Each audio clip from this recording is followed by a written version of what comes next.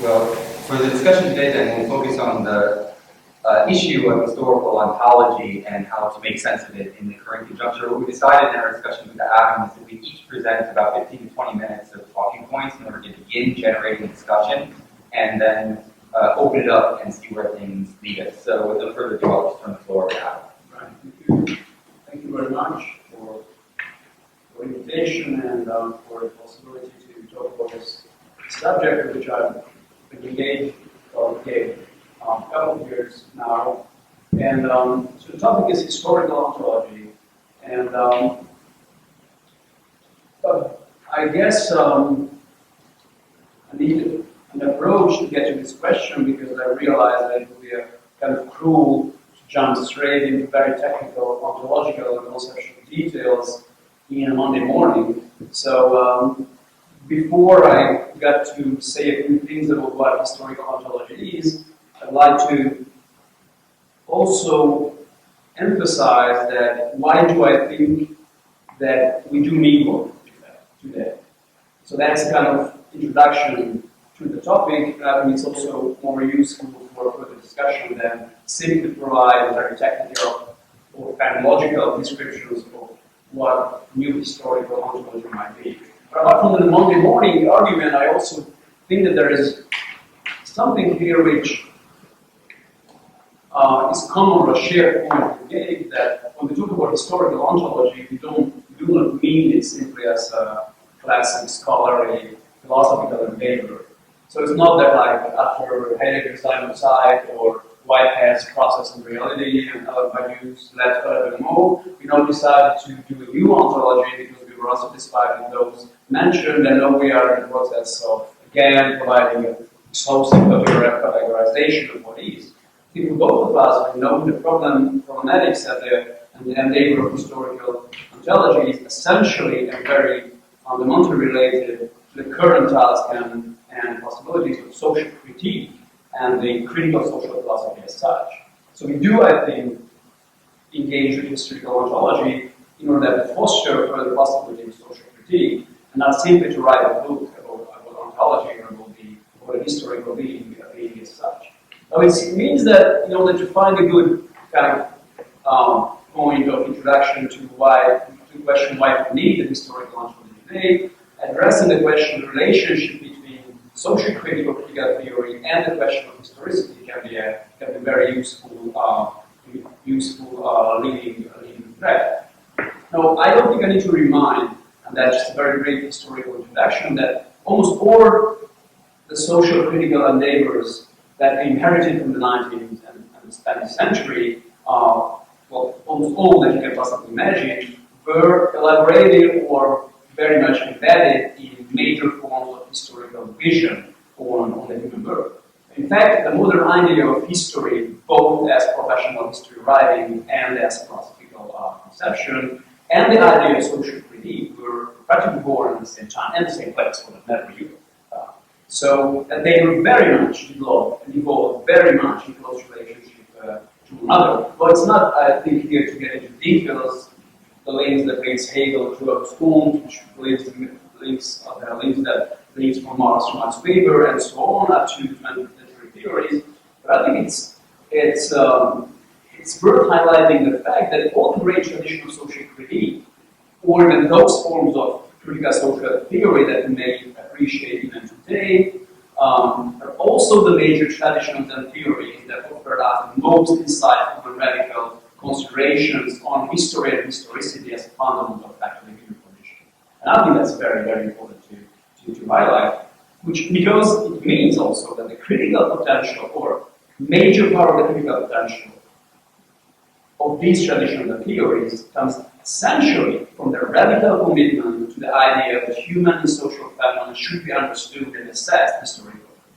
So the critical potential we have is very much linked to the radical historicist interpretation of the human world, human subject, and human object, and nature of the phenomena. And if you look at of those theories that I just mentioned more concretely, I think it's very evident what I mean by all this. Well, we have like three major sources today, I guess, major sources that we can use for social critical purposes. One is Marxism, but I don't think we need to develop too long to like emphasizing the Marxian historicism. Well, Marxian, the history is not simply one question among the other. It is the most radical historical theory ever. If we look at, for example, Foucault, a major source of social critique today, the same thing. I mean, Foucault and historicity is practically the one and the same issue. And even in critical theory, I guess, if you start from the early beginnings from Marcuse, Adorno, we can clearly see that they advanced a very clear dialectical understanding of social reality, in which history, the notion of historical totality inherited from Lukács, plays a very important role. And maybe, even though Habermas on the later developments, in a way or so evacuated the problem of historicity, even Habermas' notion of what is it, the bourgeois public sphere. Bourgeois public sphere had been invented through historical means. It's a historical work, historical and critical analysis that Habermas provides. And although in Habermas' argument to the explicatory structures remain in the center of social critique, the historical links aside, it's very clearly evident there too. And Gabriel's sociology, social philosophy that they were kind of discussing here in Chavel, and they also kind of very much a historically informed project. Now, to sum up, I guess if we have an idea of social critique today, it's also majorly because we have a radical understanding of history. And most of the subversive critical potential of critical subculture today comes from the fact that history is acknowledged to be the vantage point and the leverage point from which any social phenomena, any human experience, any body of knowledge can be critically investigated. And it's because we are all convinced, I guess, to some extent, that if we understand the story of a thing, we understand the thing itself. So there's a very fundamental conviction today that if you want to understand something, look at the story. And I think it's ontologically true. It's a very, even implicitly and ontologically kind of grounded and valid potential. Because if you understand the genesis of something and the historical trajectory of a certain thing, then we can understand the reasons behind the existence of a certain thing and also the relationship that a certain thing maintains with other things in the same context, in the same conjecture. More importantly, if you understand the historicity of any human experience, body of knowledge, or social phenomenon or fact, we can see the situatedness of the thing, or of this fact, of this phenomenon, of this experience. We can see the validity. At the same time, we can also see the limitations, historical limitations. Seeing things through history means that we see the genesis, trajectory, the context, validity, and the limitations. And that's what we need for social critique. We can understand things and to see their further potential and their limitations. At the same time, we're in a good situation to compare it to other things, to things through. So I think the need for a potential theoretical reconfiguration today, or practical intervention even, I think comes from the fact that we can understand, and we usually do implicitly or explicitly understand things historical. Now, here comes the problem. What are the philosophical presuppositions and conceptions behind this almost commonsensical plausibility that we attribute to history? Well, I think that's a question which is not very often asked today. It's a major question in the 19th century, even bigger question in the first half of the 20th century. But today it seems to me that history is not in the center of philosophical exploration investigations. At the same time, and despite of the fact, we all have this commonsensical conviction that, yeah, things are historical, aren't they? What else could they be? So in order to, if we want to understand them and criticize them, we turn history. At the same time, it already engages with the question, more specifically in philosophy and social theory, what is history? That take very evident and granted. Now, if the problem is more sharp. If you look at those traditional figures of historicism and social critique that I mentioned before, we find that in both the Marxist tradition and the critical theory tradition, they offer, in fact, a normative reading of history.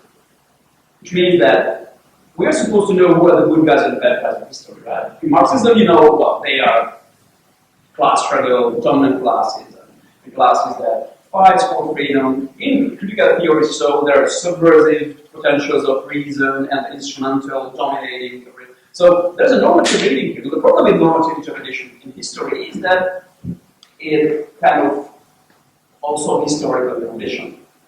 Every normative is historical condition, including the one by which we try to read history in Marxism or in critical theory. So the problem with normativity in history is that it risks to fall prey to its own historical limitations, which delimits considerably the critical potential of the project. So that we are in a circle here, you see? If we say, well, everything is historical, then all my position is historical too, therefore my critical stance is very much limited to the very point I am at the moment. How can I make universal claims and judgment? I won't even to history if my position is limited too. Now, that's where the whole epistemological problem of historicity comes about. And usually there are two ways of escaping from this situation in the tradition from the 19th century and today. One is to maintain a more universal or substantial position of history. This is the traditional Marxist answer for the question, well, everything is historical, but there are some principles of history which are not subjected to historical change. Economic the laws or laws of class struggle, these are two major classical Marxist solutions to the problem. Everything is historical, but the laws of class struggle and the laws of economic development are something which provide a frame of this ever-evolving historicity, and these laws themselves, they're not subjected to any historical change as such. Therefore, here's a substantial conception of historicity behind all this very fluid conception of historicity. Now, the other kind of way of escaping, which is much more kind of salient or popular today, is kind of proposing loose understanding of history. So everything is historical, you know what I mean. That's the kind of loose understanding of historicity, which is like very, very dominant ability in contemporary critical theory. Well, everything is historical, so it doesn't require more explanation. No, we can just rely on this plausibility and use it for critical purposes. In fact, this is an implicit understanding of history, and this is very much what I think has happened in the development of critical theory from its Marcusian and Adornoian genesis towards its current position when history is understood, used, capitalized on, but not really taken serious as a philosophical problem as such. So I guess for both way of escaping, the substantial one or the loose one has its dangers. One of them obviously is substantialism, or a principal understanding of history, universalism, others relativism. You can easily say what I'm trying to elaborate here. Both, I guess, theories that damages and delimits the critical potential and interventionist design of social reality today. The one because it offers all in all universal position of history, which is contrary to some principle. The other because it's just takes history for granted, like, well, you know what I mean, you know what I mean. This means that we'll like today clarified, elaborated, ontologically grounded philosophical conception of history, in spite of all the historical theories what we have. And instead of what usually people do at this point when they feel this problem, they simply rely, and that's not an invalid approach, on the achievement of historical and human sciences. So that's what we do instead of dealing with philosophy and history. We say, well, history is a philosophical problem, but the great days of history philosophy are over. So therefore, let's look what historians, archaeologists, geologists, and other scholars do, and we just accept what they say. And I think that's sort of point valid. Valid if they do that. It's not valid if you don't explain the relationship between philosophical argumentation, analysis, and description, and scholarly or historical and human scientific work. It's a valid approach, but it still requires a philosophical support and a philosophical understanding, which I think, again, we don't really have, or we have it to a certain extent from Foucault and from other great thinkers, but if you don't get a clear position on that, then again, the risk is that it tends to restrict the critical potential of thought and action that we require to ground in our critical, social critical approach in our philosophy. Now, I guess this is the kind of picture what we have, and this can explain why do we need today new historical ontology, more profound understanding of history with regards to the question of social critique. So at this point, what most of you who are trained in philosophy would say like, okay guys, I understand what you're talking about, but what are historical ontologies? Like they have been already developed and elaborated to very extreme detail since Hegel, since Husserl, since Heidegger, since Merleau-Ponty, since Jean-Paul Sartre, and Paul Ricoeur. So are you claiming that there's no historical ontologies? Of course we're well aware of this. But it's very interesting to see that this great and major philosophical achievements in historical ontology, and there's a huge tradition here that was mentioned, is precisely not the very tradition where the social critical thought had been elaborated. There are two different traditions here. Well, there are overlapping elements. Hegel is for a major one. But apart from Husserl and the chronological understanding of history, this is not a tradition which has very much to say in social critical terms about philosophical styles and philosophical options. It's very interesting to see that the chronology, well, they were developed and they offer as major historical ontologies today, it's not very much involved in engaging with social critical questions to the point that they even have difficulties to account for intersubjective or social conditioning of human experience and so on. If you look for Husserl, Heidegger, and Ricoeur, we can see that they in fact offer very little for critical thinking because they're still struggling from their transcendentalist chronological point of view to account for the fact that yes, everything is historical, including the first person knowledge that I, from the point of which I'm offering my chronological experience. Or if they do, because it happens also in the tradition, like in Sartre and Merleau-Ponty's early birth. Well, in Sartre, in his critique de la raison dialectique, critical dialectic reason, what we see there that they conceptions are usually framed within the Marxist approach. It's very true for Sartre, it's very true for the early Merleau-Ponty. They're thinking instead of chronological terms, it's really dialectical terms. So again, what they have in mind is more the Marxist conception, of which we already see the limitations. So what we have inherited from the tradition of great historical ontologies is either a set of transcendental positions, which is quite unfit for social critical purposes, because they have difficulties even to account for the social dimension of thinking and action, or a set of dialectical positions, which is not easy to maintain today because it also claims to have a substantial character. So no one would say today, or very few people, that well, history is dialectically evolved and develops, because dialectics as such is a substantial logic, and we don't really believe that history has major substantial logic today.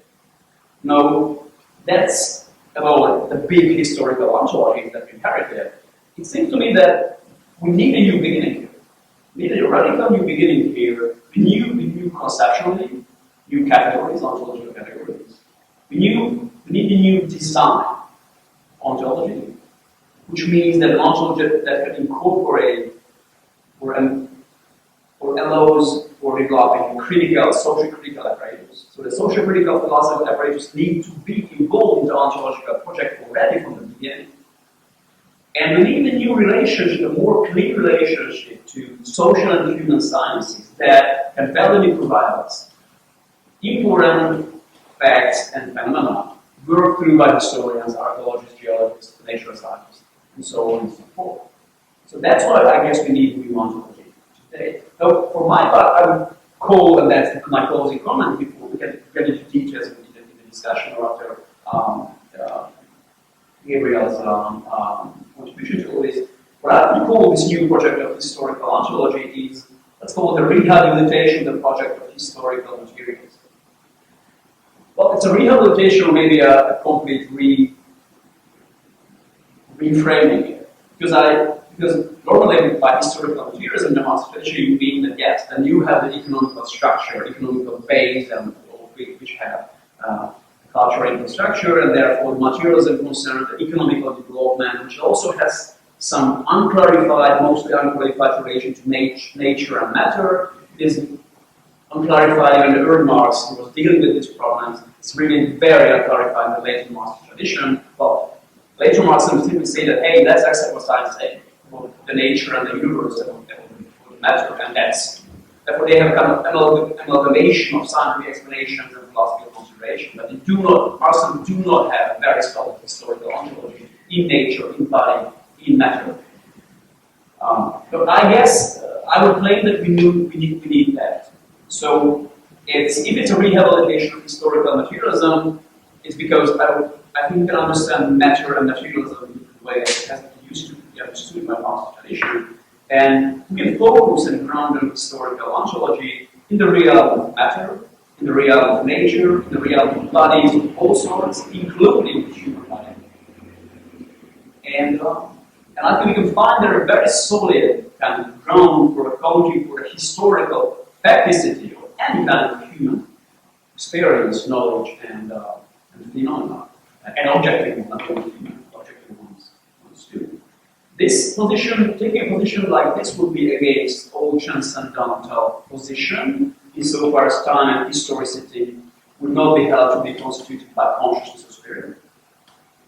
But it also would against or helps to clarify the difficulties of dialectical, most of the dialectical positions, because they are all difficulties that come from the mind-matter relationship. At the same time, an ontology which would be grounded on studying the temporality of nature, of matter, and bodies would also be very much in harmony with the many major achievements of historical sciences. History as a science, archaeology, historical geography, historical geology. So I think an ontology, the use of ontology should focus first on determining what historical facticity is, and by historical facticity I mean a set of conceptually and empirically detectable conditions which are valid for any kind of temporal change in our universe, independently of cultural interpretations. And I think, just to get very brief, what we call aging of entities, aging of bodies, aging of the earth, aging of your body, aging of your mind, is something which is something which I would accept as a major fact, as a principle, as a major element of facticity, which is involved in any kind of temporal process, and any kind of historical process, and in the existence of any being. I would claim that any being whatsoever is exposed is subjected to aging. By aging, I mean specific rhythm of temporalization that can be very different from entity to entity, but they all have kind of detectable, sometimes visible, so phenomenal, phenomenological character. Every entity is subjected to aging, and that's, for example, an ontological facticity that I accept as philosophical, as an ontological kind of element for ontological grounding. On the facticity level, I would distinguish the historical meaning formation level. So how we understand aging in a certain culture. Aging can mean that we are getting more and more old and less potential. For example, that's how we understand aging today. Or aging can mean that we are getting more and more wise and gaining more and more potential. For example, ancient Greece. Or in philosophy. Or in philosophy, exactly. When you reach your acme according to the Greek tradition, which is your greatest potential, usually you reach it in your old age. So aging is a development towards more potential, where today's understanding is like aging is like, no, we're losing our potential. So that's the historical meaning formation is real built on the practical element. Practical element is aging. Everybody ages. You know or not, are you feeling or not? Everything is aging. But there's a second level where the historical meaning formation comes before, and that's culturally can be very different, and even within a culture, temporally very different. And there's kind of the third level of ontology, which is historical validity. How valid for certain understanding, for example, cultural understanding of the aging, and how relevant it is for a certain time period. For example, if I say that, well guys, we're all gonna die, but we can, that's a fact of aging, but we can understand it differently. If I understand it from an ontological point of view, and can understand how the temporal aging is involved in this set of phenomena, and what does it mean for a contemporary condition today, and how can this fact of death, which is aging, can be used for social critical purposes. What does it say about human community human body, human conformant, the social field, then I think I can have a valid critical position on this understanding. If I say like a Buddhist that aging is just an illusion, death is an illusion, you will not die, that can be a meaningful interpretation. But its validity for social critical purposes, I would claim is very limited. So it's not that it's invalid to be a Buddhist today, but the validity of this application for understanding your world and to change, to reconfigure your world, or to understand differently your world, to do something about the world, I would claim that from a Buddhist point of view is quite restricted. If everything which is changing is an illusion, that why do anything? Let's just go turn Zen and like meditate. But then meditation is a personal thing, you do it for yourself, you don't do it for others. So its social critical potential of being a Buddhist, I would claim it's the validity, not the meaning, not the sense. The validity as a social critique is limited. So if we need a social critical approach today, I would guess we need to turn more efficient, more valid historical interpretation of what aging and death means. And that's, I think, something, the relationship between these elements, a new historical ontology will allow us to understand. Thank you for the comment. Great. Thank you so much, Adam. What I will present overlaps to a certain extent with Adam's own preoccupations because both of us have been concerned with the question and status of historical ontology, as he mentioned, for some time now. I think what I'll do is I want to briefly frame the importance of historical ontology in relationship to the contemporary conjuncture, and then give you a sense of what are currently 4 fields of investigation or nodal points in this project, and then share with you an extended example that will overlap with some of these questions of aging that Adam has highlighted. Now, one of the reasons that I think historical ontology is extremely important in the contemporary conjuncture, emphasizing more so perhaps than Adam, the ontology side of it than the historical side of it. Ontology understood, of course, as a kind of discourse on being, or on the nature of what exists, is that there's a certain philosophic tradition, which happens to be the one that both of us were trained in, that has turned its back on ontological questions and metaphysical questions, because these were bad questions. They led to either blind spiritualism or to an investment in kind of substantializing approaches that were found to be problematic. A lot of ontological and metaphysical questions, in the broadest sense of the term, have also been ignored by many of those trained in the social sciences, because they're abstractions, they're based on speculation, etc., which means that if you look at the current theoretical conjuncture that we're in, a lot of the discourse on ontology and metaphysics tends to come out of an extremely speculative philosophic orientation, and even more so we see today with a kind of speculative bubble of sorts, in which there's a return to metaphysics, etc. And so the revisitation of the question of historical ontology I find to be extremely urgent, precisely because of the need, at least in part, to reclaim modes of doing ontological and metaphysical interrogation in the strongest sense of these terms, while not sacrificing to speculation in the bad metaphysical sense of the term, or just bracketing these questions in the name of a more social scientific analysis of material givens. In this regard, then, historical ontology, as I understand it, is an attempt to articulate the ways in which taking seriously the massive historicization of beings, that beings are constituted temporally and historically, leads to a deep and radical reconfiguration of many of the standard, either implicit or explicit, ontological categories that are operative. And I'll get to this a bit later. Now, the 4 nodal points that I think are important for this project, at least as I currently conceive it, the first is one of grounding. And a historical ontology is not grounded in a transcendental sense or in a kind of universalist foundational sense. It is performatively coherent insofar as it recognizes that it itself is socially and historically inscribed. So everything that Adam said at the opening of his comments is crucially important. That historical ontology is looking back at a particular set of traditions, trying to cull from them a particular cultural and social set of orientations, which is the temporalization of the world we live in, and a radical temporalization of that world. but also then to develop tools for further articulating and making more coherent this at least partially implicit ontology.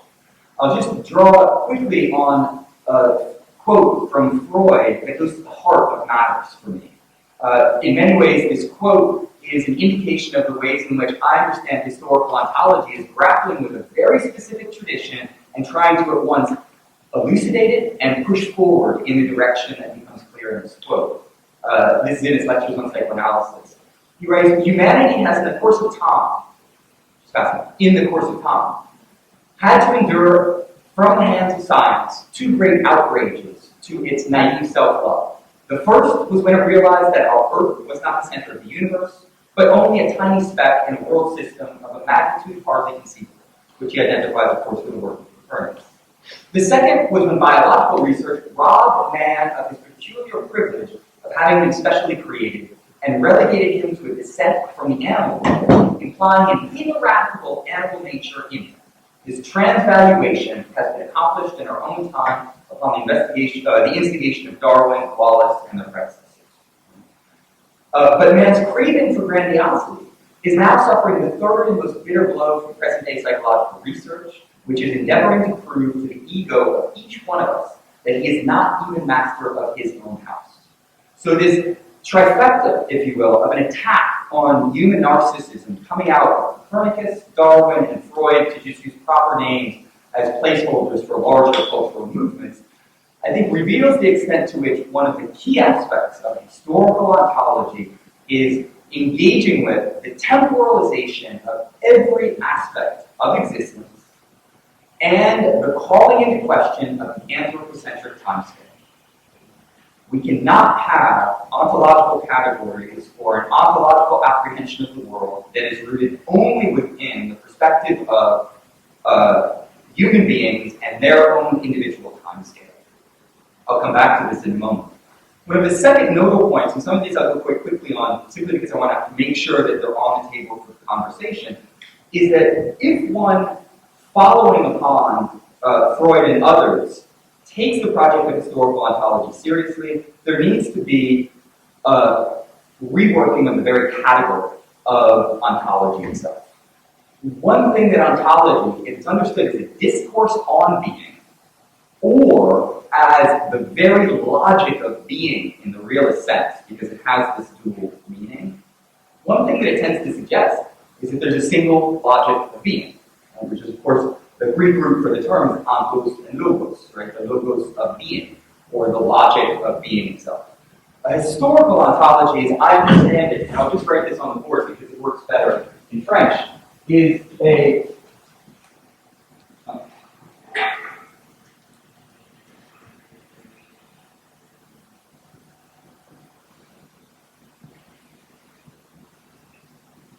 une ontologie sans lettres.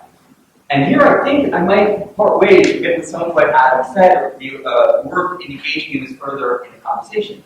It's that ontology as a historicized project does not presuppose the existence of being off being.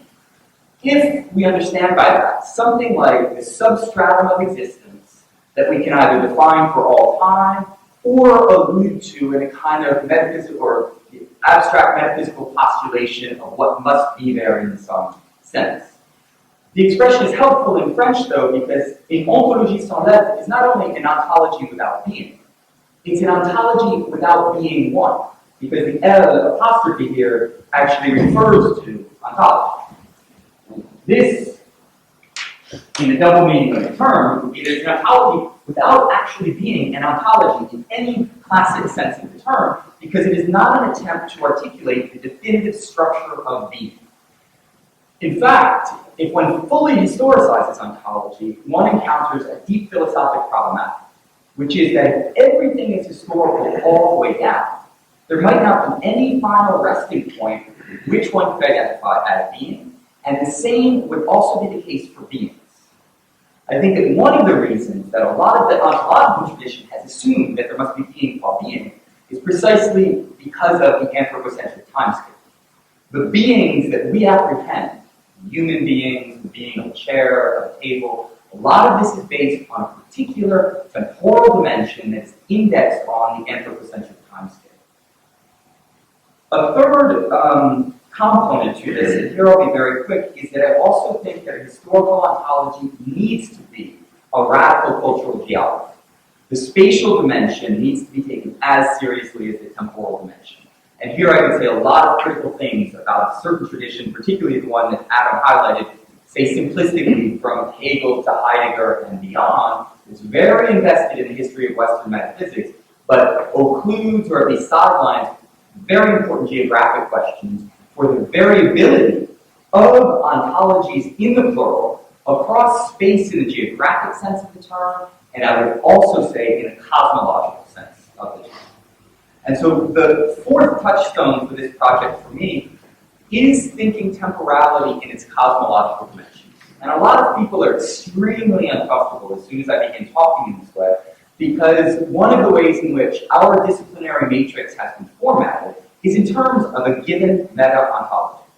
It's assumed that the natural sciences are those that have the privileged right to speak about this cosmological dimension, meaning the history of the universe or of universes, the history of organic beings, of rock formations, etc. And that the humanities and the social sciences are themselves, again, meta-ontologically constituted as sciences that interrogate and investigate the human domain. It's precisely this meta-ontology of nature and culture, or of the natural world and the human world, that needs to be called into question by historical ontology. This is because a historical ontology does not inscribe time within being, as much of this ontological tradition has done. Assuming, for instance, that history is a constitutive category of human experience, however these elements are defined, but instead it opens up the trapdoor of archive fundamental ontology. Instead of beginning, for instance, with data, it begins with questions that are archive fundamental, which are what is the temporal and historical constitution of the beings that we take to be beings, such as human beings.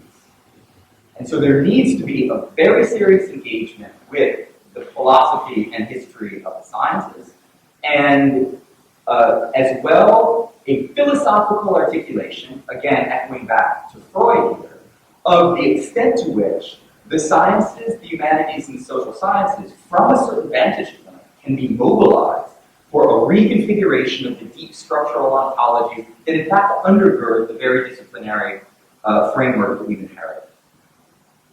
From these four different nodal points, again, the question of grounding, the reconfiguration of the very nature of ontology, question of geography, and then this cosmological dimension, I would simply like to then conclude by teasing out a very concrete example of what I take to be some of the implications of this orientation to be. And will echo with some of our earlier conversations, particularly concerning binary thought and the attempt to exit particular binaries. I think that historical ontology opens the door for a kind of, and this is terminology that we need to deconstruct at a certain level, but I'll use it because it's helpful, kind of post-oppositional or post-dialectical thought. It's that the standard binaries that tend to structure certain modes of philosophical apprehension, culture, nature, man, I'll use the traditional gender-specific term, and world, mind and matter, human and animal, and I would add to this because I think the structural coherence is very clear. Cixous has an excellent text on this, telling Cixous, man understood as in the realm of mind and spirit, and woman often affiliated with matter, animality, etc., white and black, and one could go on to tease out other aspects, if you will, of the political dimensions to these binaries. These binaries are largely the result of a certain mode of apprehension that presupposes a kind of splitting of the world, or an ontological division that is related to this anthropocentric timescale, as well as to a certain formatting of existence in which there would be certain categories for certain beings that would be the categories of beings that would then have history. The historical ontological term, if you will, is a term that recognizes that it's not beings that have history, but that what we recognize as beings are temporal formations. They're the partial sedentary results of historical processes. The example that I'd like to take is the status of man, and I'll use this referring to humanity, but given the long-standing tendency of actually identifying humanity as man, I will attempt at times to just use the category of man, not in order to suggest that we should identify these two, but to insist on the extent to which the very category of humanity has largely been framed in terms of the history of man qua man. From a historical ontological perspective, the category of humanity is itself an arbitrary delimitation in a complex set of temporal processes that are irreducible to structural delimitations such as humanity and animal, human beings and the natural world, or culture and nature. What this means is that we have to reconfigure the very categories that tend to be the starting point for most ontologies. Or what I was referring to earlier is this kind of archive fundamental ontology. One way of understanding this is that from this perspective, posthumanism is behind us. It's not something to come or something that might emerge at some point in time due to technological advances or other such things. It's that what we need to recognize is that we've always already been post-human, because the category of the human has been constructed and imposed upon temporal processes, cultural practices, in order to format them in very specific ways. At a broad ontological level, it's largely been in order to delimit the human from the animal or from the natural world, for instance, but also at the political, cultural, and social level. The definition of the human is precisely what allows one to define certain Homo sapiens as not human.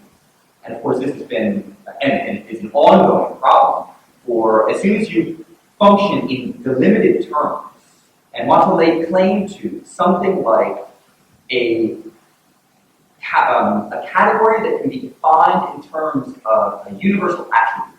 So you'd say humanity is rationality. Humanity is, and you can fill in any, as far as I'm concerned, any reference point that you want for the definition of humanity, and you necessarily produce an exclusionary category, which will be founded on compulsory able-bodiedness, a delimitation between certain modes of existence and other modes of existence. So the category of humanity is problematic not only from the point of view of the delimitation of the human from the animal, from the natural world, etc., but also for these deep social and political reasons. In this sense, then, and maybe this is the last thing that I'll say because I don't want to talk too long, is that historical ontology also inevitably and necessarily reveals the extent to which ontology is never a descriptive project, never solely a descriptive project. It is always already necessarily normative. A description of the world is an intervention in the world. And those normative dimensions need to be foregrounded so that one can be clear about the commitments that one is making. And one of the very strong normative dimensions of historical ontology is in deconstructing these binaries. Historical ontology functions in deep, deep harmony with radical ecological thought, in which it's not human beings somehow situated in the natural world or dependent on the natural world for their own existence. It's that if we want to use heuristically the very category of human beings, all that we have is a nodal point in a biospheric environment that is part and parcel of the very constitution of these beings that we can't define separately. So it's not that we are environmental beings, it's that the very distinction between the we and the environment needs to be overcome. overcome. And in fact, it's not only conceptual, it always already has been at a practical level. Try to stop breathing and see how long that lasts, or stop drinking, or stop eating. It also functions in very close complicity with a certain radical dimension to feminist and queer thought, insofar as the very binaries, both at the gender level and at the biological level, are deconstructed in the name of a gender and sex grayscale, thinking and drawing here on the work of Anne Foster Sterling and others, in which there's not simply man and woman that can be defined or delimited, but there's an entire grayscale of existence that then social categories will frame in very specific ways and largely in binary terms, as well as racial politics. Thinking here and drawing on the work of Fanon, who understands race as a sociogenesis. It's a socially and historically produced category for framing and delimiting the world that we live in various ways. So we can say a lot more about this, but I think I will stop here so that we can begin our conversation and see where we want to take things. I don't know, if Adam, if you want to react, or if people want to jump in, absolutely feel free. I would like to ask Adam if you agree with what Gabriel said about, okay, so it's about the question of grounding. And the felt need that you have expressed for an ontological ground to historicity. If, as Gabriel suggested, there might not be any ontological ground in the traditional sense of ontology, but that it's historical all the way down, and that historical ontology is kind of part of this perspective is the awareness of its own historicity. Then, does it make sense if we admit that to look for any ground if it's not in the traditional ontological, in the traditional sense of ontology, or does it then become that the ground is just the use value of this perspective as useful to or in affinity with our commitments that we make spontaneously or that we find ourselves with, because for me that's the problem. Where do these commitments come from? And if they don't come from an ontological ground in the traditional sense, then don't we just give up the search and just go with these commitments? No, thank you for this question because it drives us, I think, straight to the heart of the question that have been exposed so far, and also I think helps to clarify the difference that may have appeared between our discourses here just a minute ago. I would like to start with this last aspect because you may have noticed that frame things differently, but I guess it's more to a difference in vocabulary than a difference in philosophical position. And maybe the reason is that we arrive from different philosophical traditions, or working in different traditions, to the problem of historical ontology. I myself, coming from the phenomenological tradition, and it took me 10 or 15 years to work myself into this tradition, and it took me another 10 to work myself out of it. So I'm just struggling with this vocabulary, and if you read my text, you can see that it's very much, it's a red plane. So these are big guys who I need to tackle, and it's not easy to forget the mesmerizing kind of effects of phenomenological language.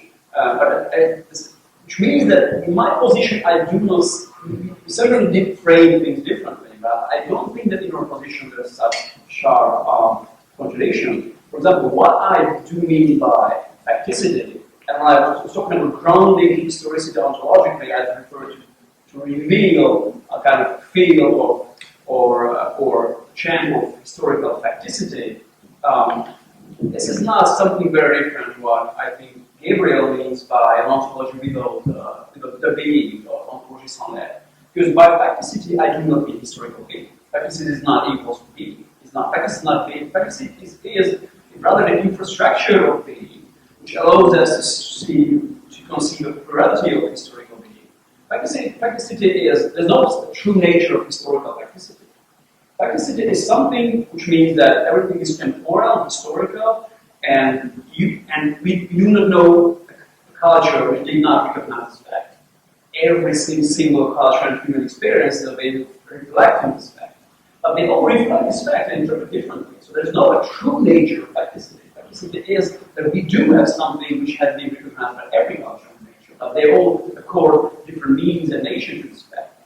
So, and from an ontological point of view, which is rather heuristic and basically to name it historical facticity, but we need it simply because our ontological project, it has a certain purpose. And I guess it's to offer a new critical ontology on historicity.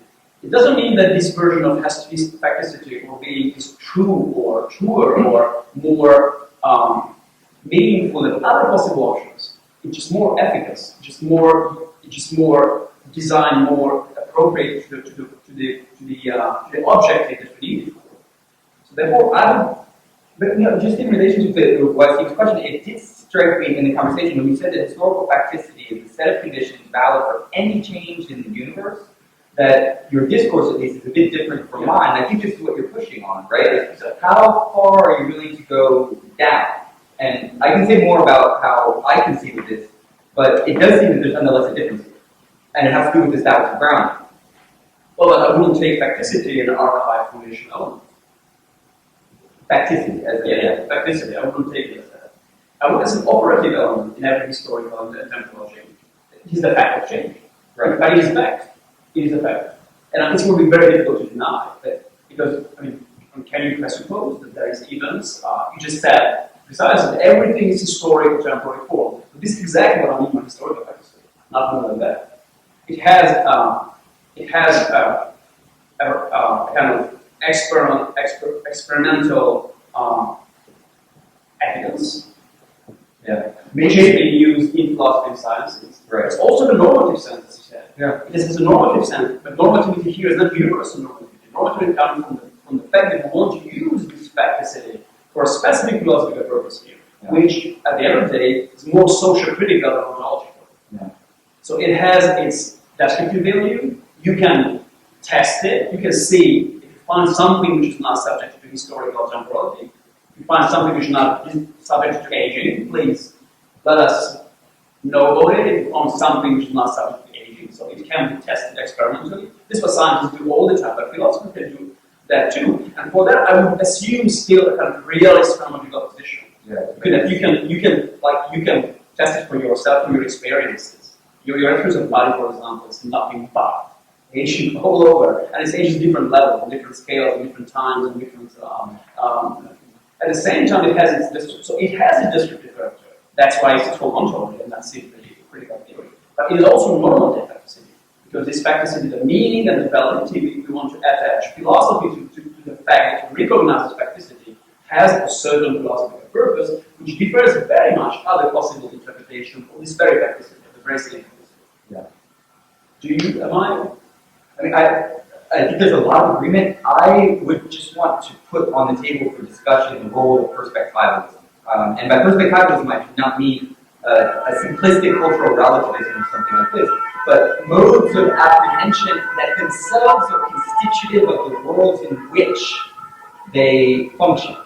One of the things I'd be worried about is when someone talks about realism, this tends to fall within this meta-ontological framing of the world that I think we need to edge away from, in which realism would recognize constituent structures of the world called world, whereas realist phenomenological position. It's only for the experimental, to have the experimental or the experience issue here. But then that's perspectival, but in a positive sense of the term. Okay. Because then I think we also need to situate, and it's a thought experiment that's quite difficult to do, but we clearly then, everything that you've just said is based on a certain set of perspectives from a tiny dust in the spectrum of, for all that we know, an infinite temporal spatial set of galaxies, and to make strong metaphysical claims about everything being historical at all times in all places, I would say is actually philosophically impossible to maintain at a certain level. I think it is possible to maintain within a very specific spatiotemporal conjuncture, but the relationship between that spatiotemporal conjuncture and this broader cosmological dimension nonetheless remains problematic. So it's only at that level, and I agree there needs to be different levels of discourse, but as soon as we're talking about the infinite expanse of possibilities in space-time, I don't know if I want to maintain that position at this broader metaphysical level, if you will.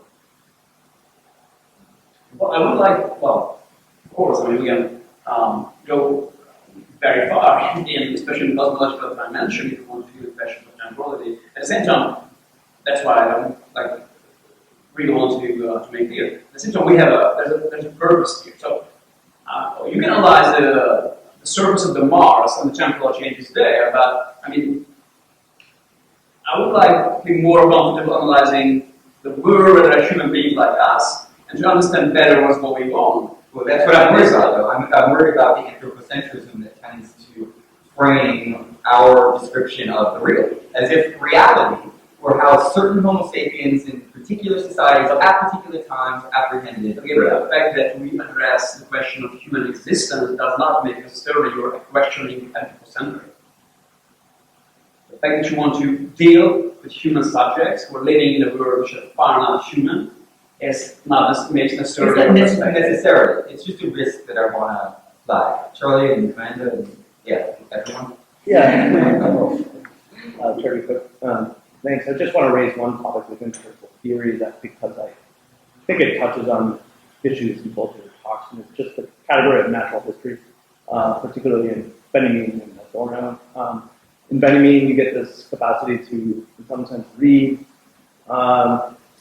change or duration as inscribed in nature, particularly in the Trower scale. Adam, I think perhaps there's resources there, and it's a way of reading duration without ontology, I would argue. In Adorno, Gabriel, there's this kind of overcoming of culture, or at least an attempt to overcome culture and human formation and nature, and it does so by reading historical constitution as not contingent all the way down, but having a natural moment, which is contradictory to history. Admittedly, there's no full-blooded account in matter there, but I wonder if there's resources or the categories of dialectics. Adam, you raised some critique of dialectics. Is there something? I just see it as a way out of ontology. In some sense. I mean, just quickly, I would say yes, absolutely. The way in which natural history has been thought, I mainly had Adorno in mind, but you're absolutely right, Benjamin as well. Already in the idea of natural history, which has been delegitimated at certain levels, there is an overcoming of the very distinction between the human world, which is purportedly the sphere of history, and the natural world. The one thing that I would say in relationship to dialectics is that I do find that it is a particularly problematic logical formation for framing temporal unfolding, and that it doesn't get us away ultimately from a lot of the problems that we've highlighted in binary thought or other such things, is that there has to be one moment that's related to another that then obviously goes through some type of upheaval in which these categories themselves are reconfigured. But of course, as Hegel himself described, you do not have reason without understanding. And so there's a way in which there's a dependency on the part of dialectical thought on the thought squad delimitation at the level of understanding, and also it presupposes the logic of temporal becoming. I'm not convinced that time, which itself is plural, is reducible to a singular logic. Well, thank you for the question. I think that this whole, if I believe that this new historical ontology should start precisely elaborating the question of the temporality of matter, temporality of nature, temporality of bodies of source, I think this is something which was not properly done in the ontological tradition. If you look at the only theories, you will find that it was a valid question in the time of and for, like Schelling and for Hegel. They were struggling with it deeply. At the same time, there was a very strong tendency to turn these questions or frame in a speculative level. So at the end of the day, you understand that there is something very powerful, something which they call blind and savage at the level of nature, and yet you want to kind of deduce it from the spiritual, to overcome this, by emphasizing the spiritual structure and its proper temporality in Hegel, for example. The whole question of Hegel is that, yes, there is something there, blind and potential and destructive for us, but luckily it's the spirit, so we can overcome it. Now, if you turn goes over Hegel and Schelling, beginning from Husserl and beginning from, well, Bergson, obviously it's a limit. Bergson is also playing with both cards. Again, in him, the qualitative, pure, objective time is duality, is mind, is consciousness. And this is the same logic in all the thinkers. They all admit, yes, there is some kind of objective temporality in nature, but true temporality, authentic historicity is consciousness, is mind's existence. Why? Because it has memory. The major argument is that conscious and existential temporality is more authentic than material one, because mind has a memory. Well, first of all, it's not I don't think it's a valid argument. Organic temporality, for that matter, genetic temporality has its own kind of feedbacks, reflexive feedback, which is not fully independent of the memory. But at the same time, this was an excuse for these thinkers to neglect the objective and natural reality. Husserl goes as far as saying in Heidegger that objective realm is Geschichtlos, is without history. It has no history. Heidegger goes, nature has a history in the second sense. True history is it doesn't have subjective. No, I should say all this because that's an open field still. It's an open field still. Philosophers let all this field, these days, well, except like Whitehead, eccentric approach to all this, because they believe, as Gabriel said, that this is for the nature of science. I don't really need to get it back from nature of science to work out a proper ontological philosophy categorization. And we can do it between other group of sciences, mostly human and social sciences, especially archaeology, and really recommend you to read current cutting-edge archaeological works, which has epistemological reflection, which is very, very interesting. Also in geology and in geography. So I think we need to get it back because so far in the philological tradition we did not get very far. So we don't know what we are capable of at this level in terms of ontology. So I have very great promises in this and to understand matter in temporal terms and obviously to work out a sophisticated notion of matter from an ontological point of view, and that's in the case of Kant's example of physical sciences. And nature and body. And the body, obviously, this is a crucial issue because body links directly to subjectivity, so human experience, and back to nature. So it is a field in which you can work among humanity and human experience without being ethnocentric. And I'm very much emphasizing this point. Because in your body, there's at least 3, 4, 5 different kinds of temporalities that's going on completely with different rhythms and agings.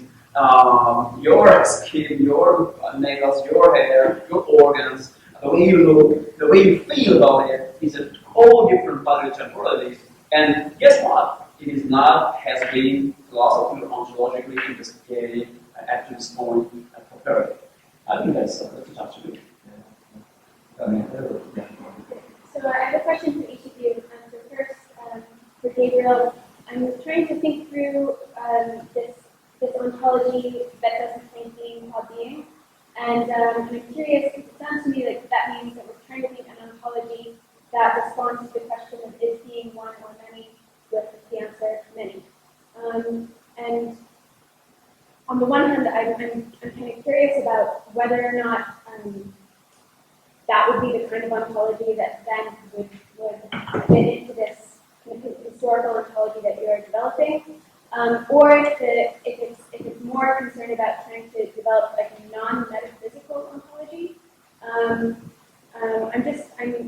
trying to figure out if this is more about the limitations of like the human subject, or about the limitations of philosophy, or about the limitations of a theoretical framework, and it's about recognizing the limitations as being both historical and social, or if it actually is itself already this ontology, but just one that is positioned to an ontology of the many rather than an ontology of the one.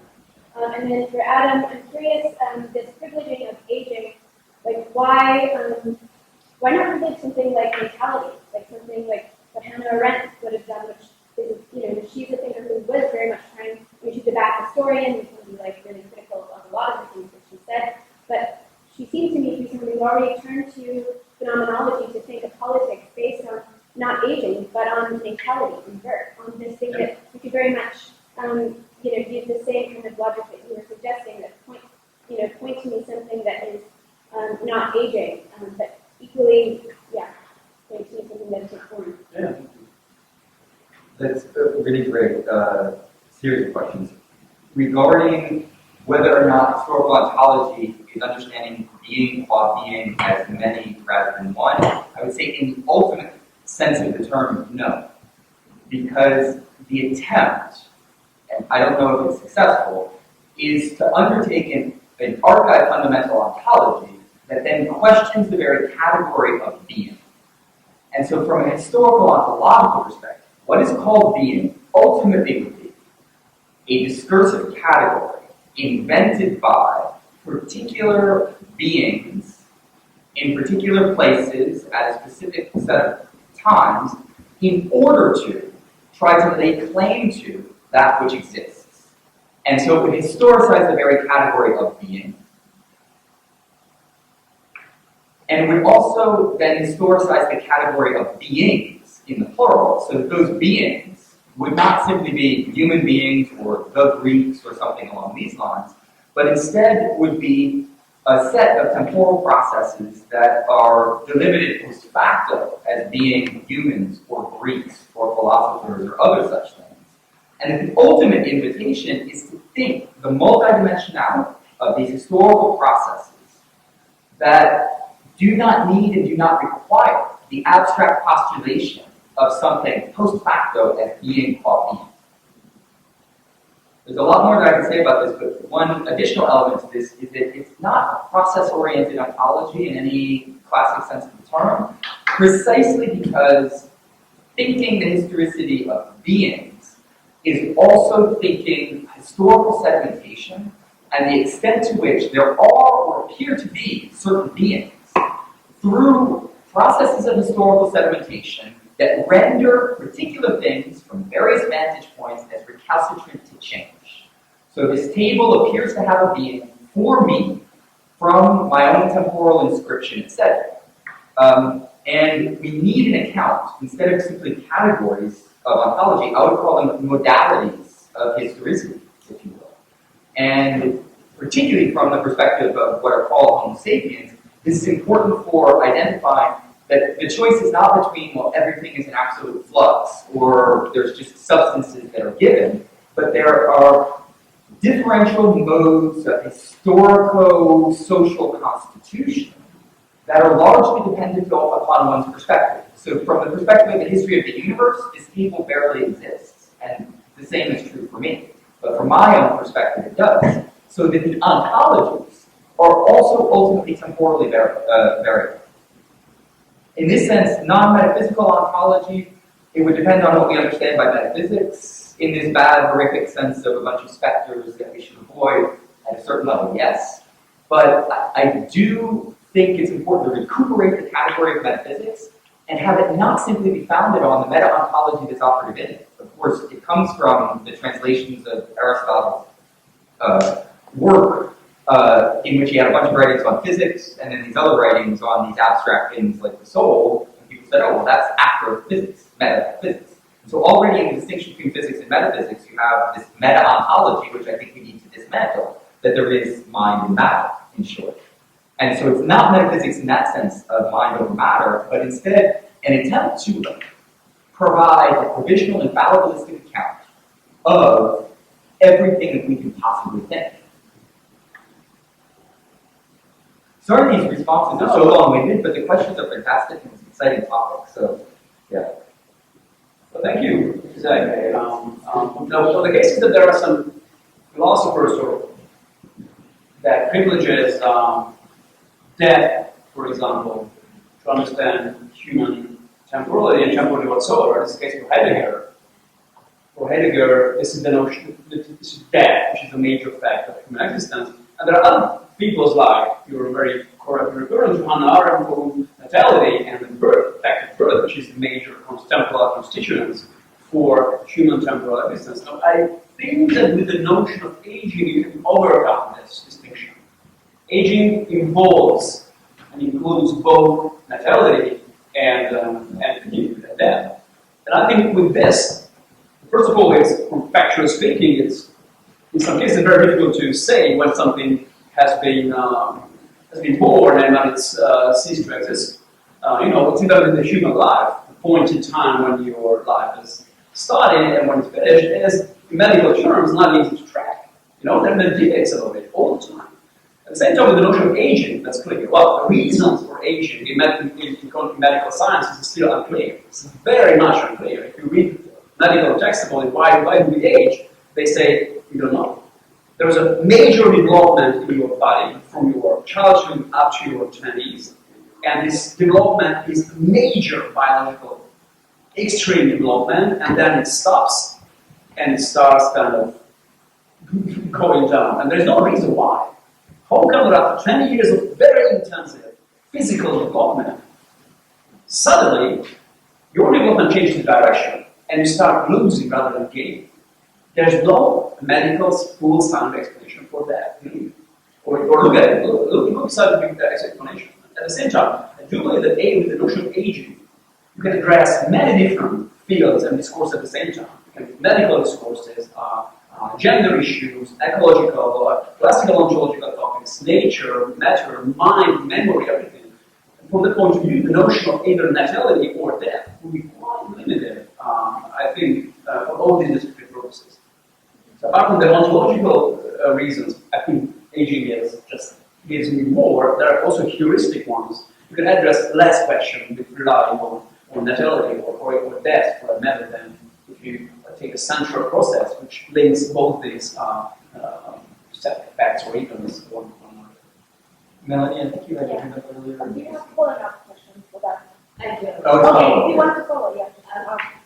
So I have a question about whether I am concerned about your claim that aging and death are specifically linked in a way, because I do not actually think that aging leads to death in all cases. I think that, as we see when we are looking at the Black Lives Movement, that simply being born equals death, depending on just being born in a particular kind of body. So aging on bodies of color, and I would also suggest intersex bodies and on bodies that have been assigned female, is not the primary or it's not the through line of experience actually. I think it is the difference of these bodies and what they do in the world prior to being subject to age. So how do you? No, I do fully agree. I don't know, obviously. There are different notions and categories of natality and death, and it very much depends on the entity we're investigating.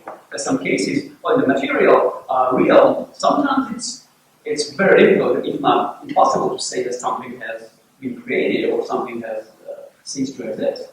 At the same time, I don't think it will be able to define an entity which has not an aging and operative temporality inscribed in its very existence. So, from ontological perspective, I think it's difficult and it requires a lot of effort to provide descriptions with the categories of natality and death. It's up to a certain limit it's possible, but after it has also its speculative religious tradition, which always comes into mind when we want to deal with this. At the same time, the age is a more neutral term, which helps you much more to approach any kind of entity whatsoever and see the significant, and that's I fully agree, qualitative differences between bodies, between body conformance, between relationship to all this from the perspective of human experience. So I don't think that from an ontological point of view, aging is, again, same answer, offers much more than try to elaborate the qualitative difference between different bodies and the relationship to birth and death at their own level. It's also possible. It offers a rich quality potential, but I'm more interested at the moment the overall ontological categorization that allows just quickly, it seems like the question though also touches on the way in which there's a kind of overdetermination of particular beings when they're framed, understood, etc., in particular ways, and that therefore the question of death can be a question that is already an ontological question insofar as certain beings in particular situations are predisposed to death in ways that others are not. And so I take it as highlighting the extent to which ontologies are not just descriptions of what exists, but they're almost always already normative and racialized, gendered, sex, etc. Correct me if I'm wrong, but that's what I was hearing. Yeah, definitely. I mean, that's, thank you for bringing out all that. That's precisely the ontological categorization can definitely lead to critical, social critical question. I mean, that's exactly the way as once you clarify the way as temporality is inscribed ontologically in the structure of any being, you can top it up with critical apparatus and say, okay, but what does that mean if you want to understand it at the social level and at the level of human experience? Do we have is at this very moment the notion of aging from being a pure like descriptive ontological category turns into a critical kind of interventionist or normative concept. But you don't have to change the vocabulary, I guess. You need to change the use of the same notion, and that's the advantage of in my view, of this notion. Yeah, thank you. I know Melanie and Dave was on this, so I can. Okay. Okay, my question is related more like a epistemological question, because I fundamentally agree what you are presenting, and I think it's very related to, I don't know, the commonality of knowledge there as well, that is looking at how we look beings and look at the work from a historical perspective, I think.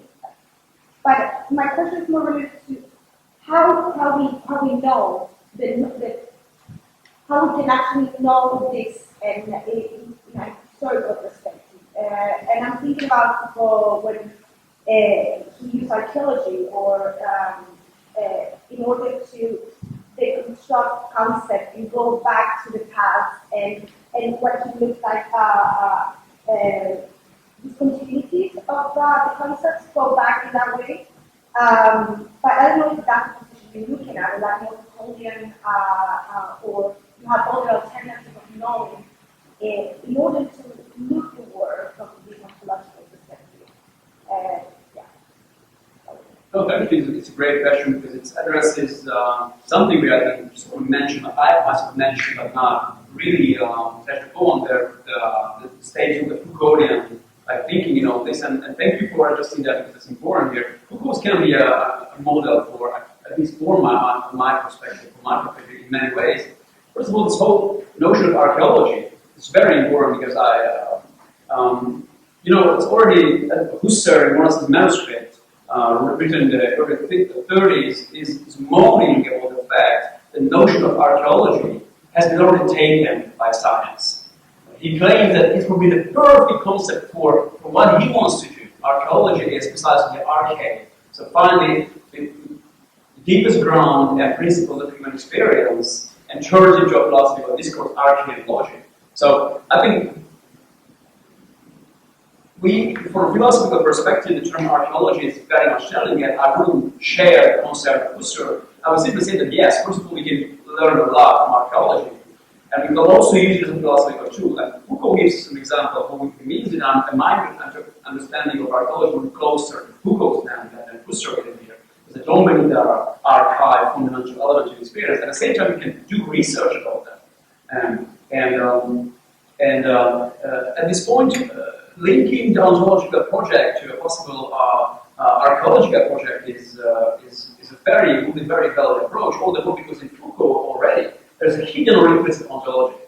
Everything he says about history has a certain presupposition. Foucault very rarely elaborates on that things exist in time and things exist in history, and they exist only because they're history, and therefore there are traces and documents which you can reveal on our sophisticated philosophical endeavor that he calls archaeology. So I would like you can depart from there and try to re-ontologize what Foucault has done and focus more on the ontological dimension that he opened up for us. And I think that can be something which would help us out very much in this project, both conceptually and both in its heuristic and critical aspects too, because Foucault, as you know, foresaw that the archaeological dimension was not simply describing historical facts, but describing them in order to be able to use as critical weapons against the contemporary conjecture of his culture and his time. So for me, Foucault's archaeology is it has great potential, and has a potential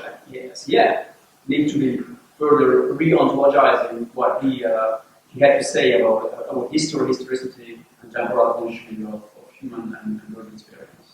Yeah, I might just add that the epistemology would then be a kind of socio-historical epistemology in which our categories of knowing, their processes of validation, their criteria of analysis, etc., are recognized as being socially and historically produced, but that doesn't fall into this very simplistic conceptual opposition between relativism and universalism. What it means is that there are discourses that are self-constituting within particular communities and rules of negotiation and renegotiation, so that you don't need to fall back on a kind of absolute positivistic approach to reality qua reality, or reduce things to the kind of flux of relativism. And I do think that the socio-historical dimension is irreducible to those two, which have largely hijacked the mass majority of normative debates and epistemological debates, functioning like what Wittgenstein referred to as a mental crank. These are basically, from my perspective, the bad questions, because they begin with a whole series of ontological and epistemological assumptions, such that there be the world or real things as they really are, and then modes of apprehension of the world or something like that. And just in relationship to Foucault, I would say very quickly, he didn't really develop an ontology. He talks a lot in his later work about an ontology de l'actualité, or an ontology of contemporary reality, but it is not an ontology in the sense, I think, that Adam and I are talking about. So I see resources there, but I agree with Adam that we need to further develop certain potentialities. And the second thing that I would say is that, unfortunately, I think in not engaging with broader ontological and metaphysical questions, Foucault did maintain in his own theoretical practice the distinction between social scientific research, which interrogates the world that we've inherited, versus the natural sciences that explore the nature of existence in a much broader sense of the term. Now, there are minor exceptions to this, but the problem with the distinction between the social sciences and the hard sciences is that they're also founded on the assumption that the social sciences address the world in a concrete sense, and that the hard sciences address the natural world, and the only realm left then for larger ontological problems is the realm of speculation, so the realm of mind. And again, I come back to this kind of meta-ontological delimitation of the fields of inquiry themselves, which we need then to compare them. David? Okay, thanks for the conversation. Oh, sorry. I think Maury actually had her hand up earlier. Is there more or less relevant? We'll do David and Maury. Yeah. Thanks for the papers, and they're very interesting. And I have a lot that I want to say. I'll try to be succinct. Just on what you were saying, Gabriel, as a craven materialist, I appreciate that you are saying some questions are nonsensical, or I think that's sort of a dividing line between materialism and idealism. And I say this to start the comments to suggest that one of the questions that we're all taught is a philosophical question on the first day we encounter something like philosophy or theory is, why is it something rather than nothing? And I bring this up because what's been absent, and I think what I want to try to do is sort of level to a point that I think most people in the room would agree with, and it's something that both of you emphasized in your talks, is the status of ontology in the history of Western philosophy, especially as first philosophy. And I take historical ontology, at least initially, my sense is that it's not a first philosophy. And I think what I think is missing in the conversation, or what I'd like to hear more about, is the following. So if we take the initial move to be what both of you call at various points the conjuncture, or an address to the contemporary socio-historical situation,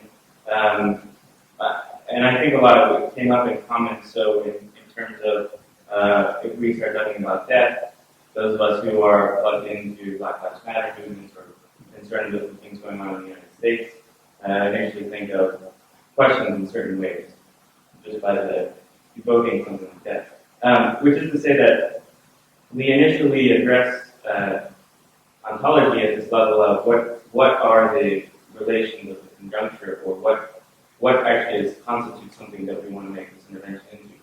But I think that, so I think in terms of how ontology is classically understood as first philosophy, actually this initial point, I think most people would agree with, actually calls into question a certain way that ontology has been taken up, I think, by most major figures, at least in Western history or philosophy with capital letters. I mean, starting with, for example, in the categories, Aristotle is very clear that relations cannot be prior to substance. So substances are always above relations in science of being. But if our starting point is to intervene in something that we're calling the conjuncture or the contemporary situation or whatever term we would like to use, then at least initially seems to me that we are trying to intervene within a set of relations, what's called.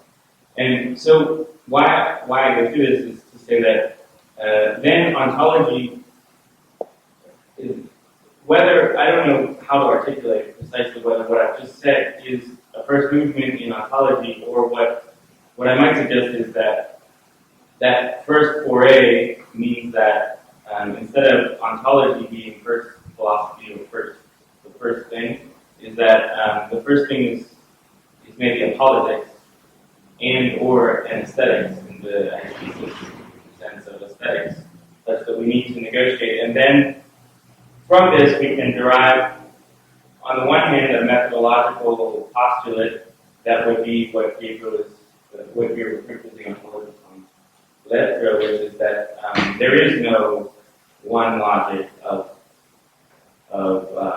relations that pertains to all of history, or however we want to call it, and that ontology actually, in the way that we would need to reformulate it, is a second philosophy that would always be sort of subject to the conditions of the conjuncture or the conditions of the set of relations. So I've probably gone on for too long, but I just, especially in terms of ontology as first philosophy and actually drawing out the consequences of sort of our, as critical theorists, broadly speaking, our impetus to intervene, let's call it an interventionist postulate, actually foregrounding that. And then I think this also gets us out of some of the problems like anthropocentrism and so on, because you were starting the ontology, then all the categorical moves in ontology have to be, we put the relations above them. So there's never you don't have a subject that can read of this, or it's going to be, not really a question. Well, thank you. I mean, I was kind of sorry I stopped listening to you when you were talking, because it was so profound. The beginning of the question that it's I'm thinking already about this whole bunch of questions that it's allows to address thanks to you. Now this is a major question, I think, both substantially and strategically, if ontology is the first philosophy or not in this project. And I think you may already guess that obviously it's not a first philosophy. At the same time, I would feel uncomfortable also with claiming that ontology is then the second philosophy.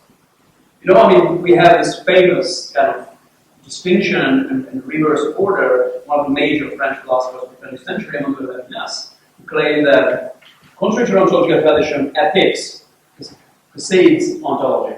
He wrote an essay about this, that the first philosophical domain discipline is ethics. Because I don't want to go into details, but this is ethical relationship. And ethical relationship means much more than normative claims.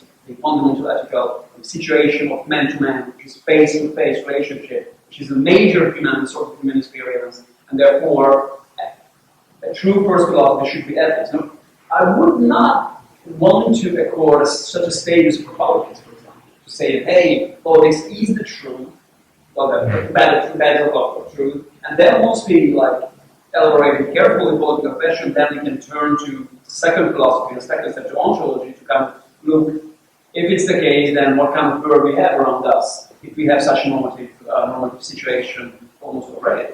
So I think your question is important because it's need to be clarified, you're very right. But I would say that at least the game is being done with at least three different characters. One is philosophy, the other is politics or social concerns, social intervention, and the third is sciences. So there are three different characters in this game, and I wouldn't want to claim a privilege to any of them. I would say you need to work on all three fields kind of at the same time, or to make distinctions between levels because you need to, then these issues are strategic or heuristic rather than disciplinary or ontological. Distinction between ethics and ontology or politics and ontology is always already ontological distinction. I want to avoid, and then the ontological decision comes first. So I want to avoid making solid and far-reaching ontological distinctions between science, politics, and philosophy. Then I guess since you need to make distinctions, then it comes with the work that you do. It comes with the nature, the kind of concepts you want to work with. It comes also with the case you want to intervene, you want to solve, you want to use this knowledge. So I don't think there's a clear-cut order of things here and steps from get to A to get to B. It very much depends on the design and the purpose and the concepts that you find useful. You need to make distinction, at the same time you need to work all fields, profit as much as you just can from the human and social sciences. Try to elaborate the most extreme way, most interventionist fashion, the political concepts, and also I would claim that you need to go deep down to provide a factual ground for ontological description. There's no order here. There is different type of jobs which, at the end of the day, should be somehow merged or brought together in larger context. But your question is still, I think, something I need to think more about. Thank you. I would just add very quickly, I agree, it's a phenomenal question. So I think that the meditations on these issues will be ongoing, hopefully, for more than just the two of us. I won't overlap with what Adam said. I'll just add two things very quickly, which is that I don't think that ontology is first philosophy, but that ontologies, when they're constituted as discourses on being, inevitably presuppose an archetype ontology, meaning a set of kind of cultural modes of apprehension or linguistic categories or other such things that allow for the discourse itself to articulate itself. So in that regard, historical ontology could be understood as an inquiry into the archetype ontological framework, allowing for the production of certain discursive modes of apprehension of beings, but that this wouldn't necessarily presuppose something like a first starting point or a first philosophy. And just the second thing that I want to touch on, a good example of this, is precisely the quintessential ontological question, if you will, of a lot of the Western tradition as it's been codified in the contemporary world, which is why is there something rather than nothing? I think the question needs to be asked in relationship to the archetype ontological presuppositions of this question itself. Is this the case? Is the very distinction between being and nothing an operative distinction that we need to necessarily maintain? It's often assumed that nothing would be something like, well, between me and that camera, there's nothing insofar as the space or the air or things like that. It's an extremely anthropocentric conception of nothingness. Is it just nothing? Nothing would correspond to what we don't sensorially or spiritually apprehend in various ways.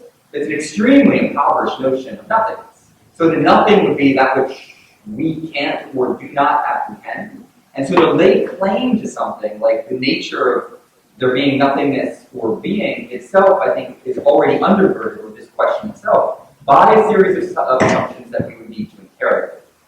Meaning, if it's the first ontological question, historical ontology should raise the question of the archi-ontological undergirdings of the question itself. Doesn't that affirm what we used? I just wanted to It does at a certain level. Like a relation with archive, right? Or the political is not a bad word there, right? You know, whatever is in between that and here is, you know, is determined by our relations to that camera. And yeah, I just feel like it just really affirms. At a certain level, it depends on how we define all these terms, but if we define them in ways that we're both comfortable with, yeah, absolutely. Yeah. Just to flesh out what I have in mind by politics and first philosophy would be, and I'm not sure I'm comfortable with this, I don't think many people would be, but it would be that the answer, I would say the answer to the question, why is there something rather than nothing, is because there's conflict. Which would be the materialist position in philosophy, which would manifest itself in different ways that are not necessarily answering with because there's conflict discursively, but many other ways. But I don't know, it's an interesting, I mean, there's so many sort of different. Which would come back to the issue of relations, right? Conflict would be a modality of relation that doesn't necessarily presuppose the substances, but that the substances or entities would be the result of sets of relations, such as conflictual relations. I have the same vantage point, meaning I'm not sure that I would want to endorse that position, but I think it's important to engage with it. I know we're getting close to the end of our time, so maybe anybody who wants to jump in on the conversation, at least raise your hand so that I know the last more. And maybe we can hear all three questions and then interact with them in various ways. Is that okay? Otherwise we can go through them one by one. I'm just worried about time, which of course of all things in a debate on historical ontology should either be extremely important or we should ignore entirely. Age. Yes, exactly, aging as well. Why don't we, Maureen, why don't you start us out? Okay, so mine's more of a basic question, so I'm not sure if, maybe, yeah, some basic concerns. Alright, so I'll just structure it into three parts, and I'm just going to try to be quick and clear. And I guess mine maybe comes from a lack of understanding or knowledge of needing to know more where Gabriel is coming from. But let me just address that. So, and also your text is on the phone, I have to check it. So I too come from a phenomenological background. There's a lot of rich discourses of phenomenology and ontology that you're engaging with. Gabriel too is engaging with. And a lot of terms that people are throwing out that I'm afraid might get conflated. So I just want to clarify them so that I know where we're coming from, including when we're coming from people that study Adorno, Marxist critiques. I hear a lot about materialism. Conflations of materialism and facticity sometimes can happen. I do not think they are the same thing. And so a question of mine, I'll frame the first one this way, which is, and I'm trying to bring together what Charlie's saying, what I think I hear Andrea saying, although I don't know women's language, and some other stuff. So let's say some Sartre's famous doctrine, essence precedes existence, right? So the things that we do. Yeah, existence precedes essence. Oh my God! Yeah, sorry, dyslexia coming in. Existence precedes essence. So right, the things that we do, factuality in the world, precedes some sort of ontological claim about essences of what's going on. Okay, so for instance, Merleau-Ponty has a different articulation of this, which is man is a historical idea, not a natural species. Let's go back to sort of the natural species question that Charlie's talking about, that you're talking about, which is, yeah, okay, there's a different relationship here between, by historical idea, I think we're talking about facticity. By natural species, I think we're talking about this essence question. At the same time, undergirding these philosophies, we have different ontologies, and I think this is what Gabriel is saying, which is, okay, this is sort of dealing with our direct phenomenological context of the world. Then we have underlying concepts of what being is. So being and nothingness, for Sartre, for example, like Gabriel was bringing up. But with other philosophers such as say Fanon, who Gabriel brought up, which I think is an excellent point, it gets a little difficult. Fanon too is talking about his access to the world, and the fact that he was born a black man has a lot to do with his situatedness, both on phenomenological and an ontological register. And yet what Fanon is saying when somebody says, oh, look, an N-word, he says, this strips me of my being. I do not have access to my being because of the way that I am constituted, and that is a socio-political issue. So here we have, right, the intersectionality of what we might call a politics. I think it's ethical, and a social concern that is both intersubjective, which I believe we're speaking about engaging between individuals, and also intrasubjective, and that it has to do with the very way in which he views his own body.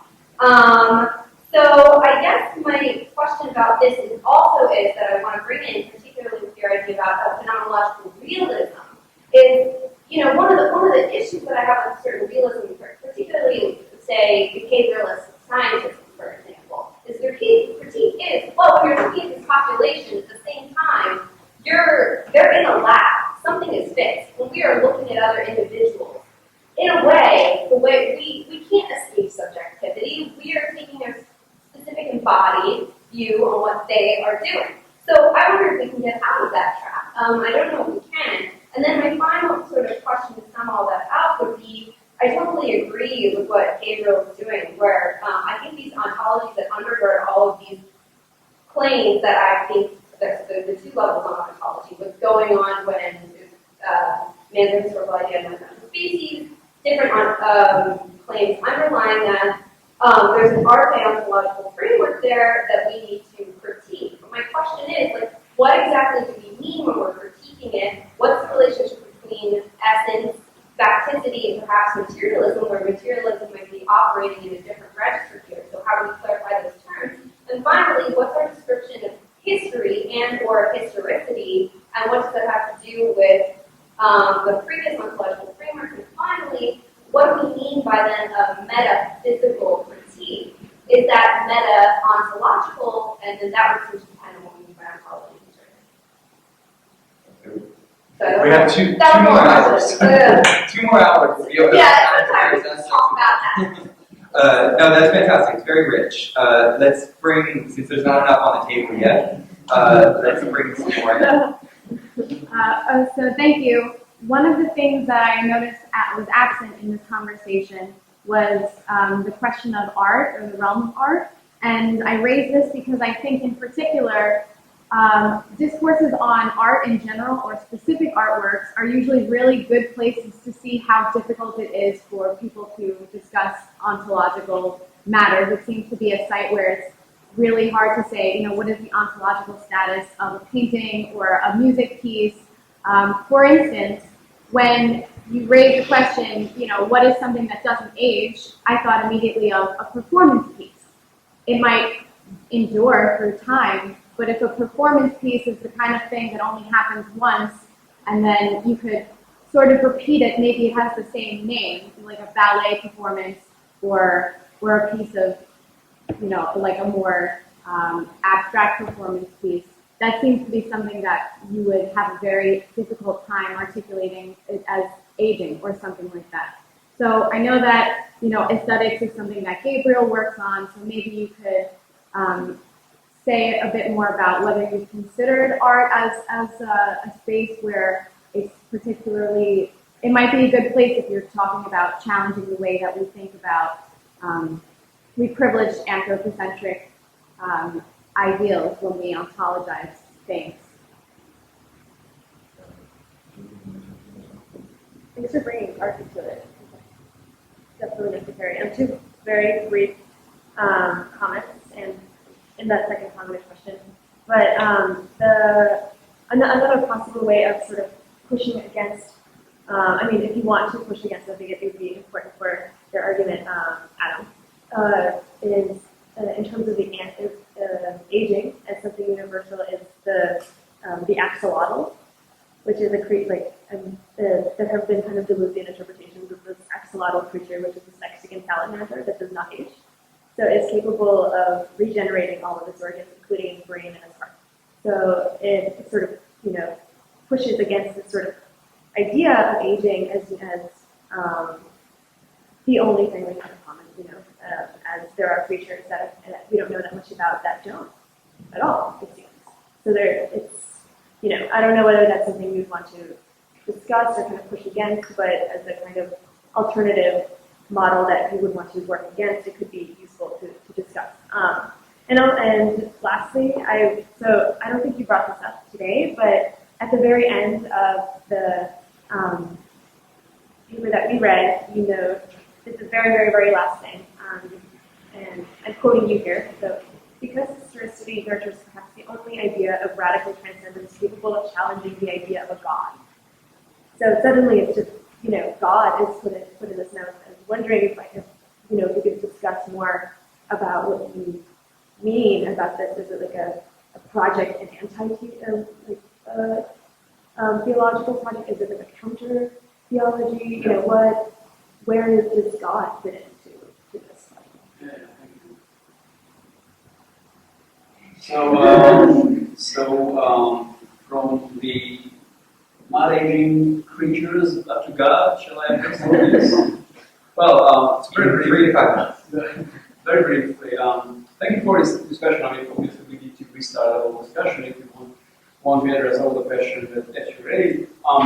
Let me say something. I mean, if I'm unsatisfied and at the same time motivated, I think that we have the existing phenomenological tradition and at the same time motivated to study it again, is because what I find is precisely what is painful listening for me is precisely addressing the question of nature of objective material order from the phenomenological point of view.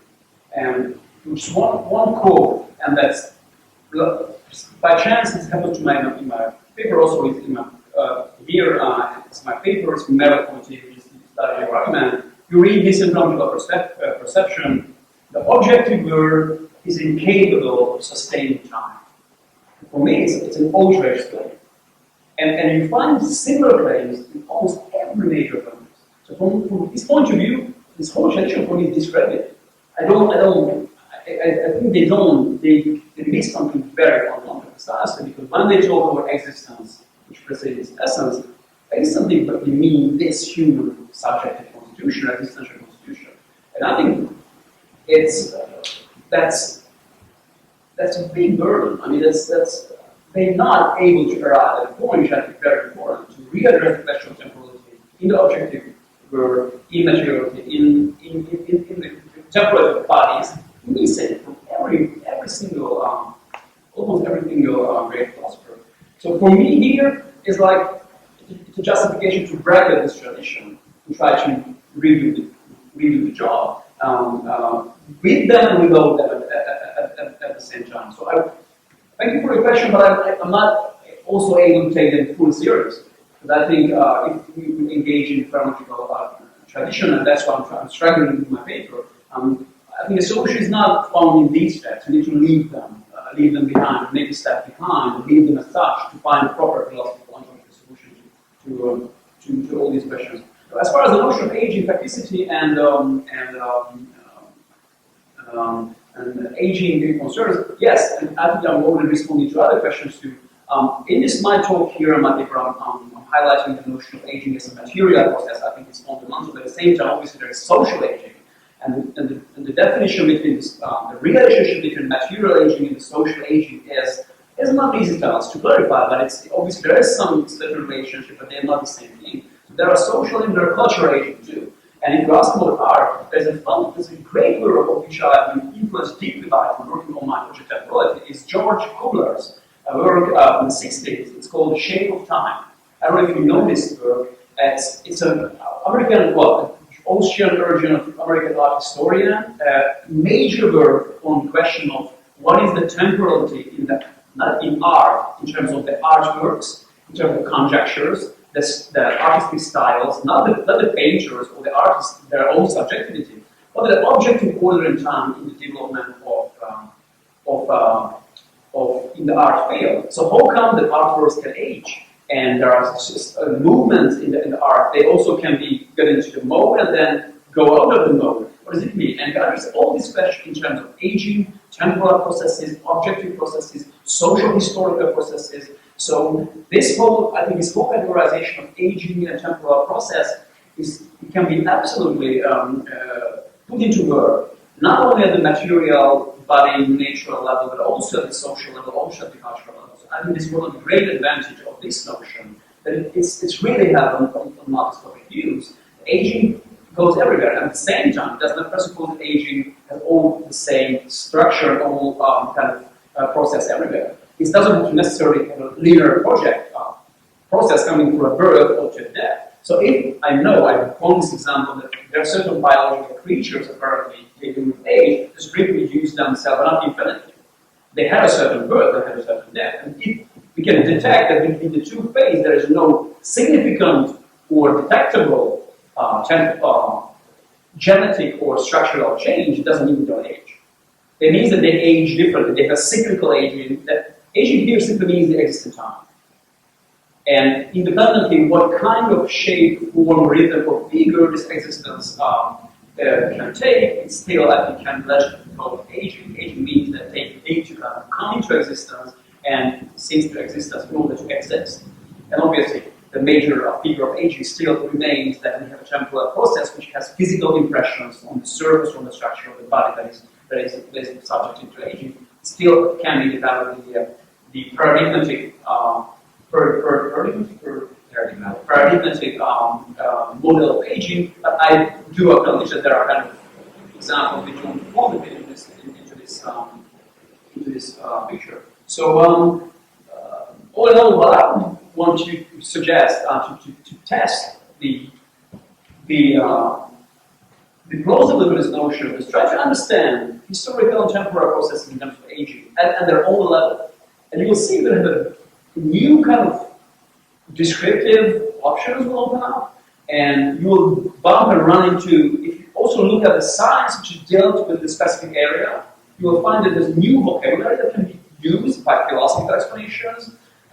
So this is very, what I found with this notion of aging, apart from its ontological commitment and whatever, is that it's a refreshing, a new conceptuality, contemporary historicity, which has long traditions, and they've been used over into many thinkers, but at the same time, you can still find huge holes in these explanations from the point of view which you can revitalize your own project and your own phenomenon of aging that you possibly or you should deal with your own level of your work. That's my kind of heuristic response to all this question. Sorry if I missed significant points, but I might just pick up on a few threads. Maury, you highlighted a lot. I do want to just foreground the importance of the work of someone like Fenton to this project, because his own vocabulary is different to the one that I used, but in many ways it can be read as someone who is interrogating the archaea ontology of operative ontologies. And so when he says that black people are the zone du non-être, the zone of non-being, what he's pointing out from my vocabulary, or the vocabulary that I prefer, is the ways in which ontologies constitute themselves based on archae-ontological distributions that are racialized. And also, I would add, their sex. There's a whole series of other normative aspects to this. And he recognizes that archae ontology is socio-historically produced and is largely, this is a key aspect of Fanon's work, discursively formulated. Right? The famous tiens un nègre, it's a discursive intervention. Hey, a black person. It's a discursive intervention that immediately calls forth an operative social and political ontology. And in that regard, I think he's an enormous resource for this particular project. It overlaps to a certain extent with issues that Andrea Takacs was highlighting in her question of how ontologies already then presuppose certain beings or bodies for particular modalities of existence. Regarding the question of art, yeah, there's a lot to say about this, and I'm thrilled that you brought it up, in part because these ontological questions shouldn't simply be taken in terms of a very classic ontology that is focused on or privileging human experience or existence in a very delimited sense. But the ontology of art is crucially important, and for me is actually a great example of the ways in which a radically historicist perspective, what I understand by radical historicism is the recognition that all of the so-called entities that we have been temporally produced and are therefore necessarily renegotiable. So in the case of art, art in the singular is a very modern invention, the concept, the practice, its delimitation, its institutional inscription, etc. Largely the result of changes in the late 18th century around the European world, but given its constitution, it's also an ongoing site of struggle. So it's been historically constituted, but that constitution doesn't mean that it necessarily is delimited in particular ways.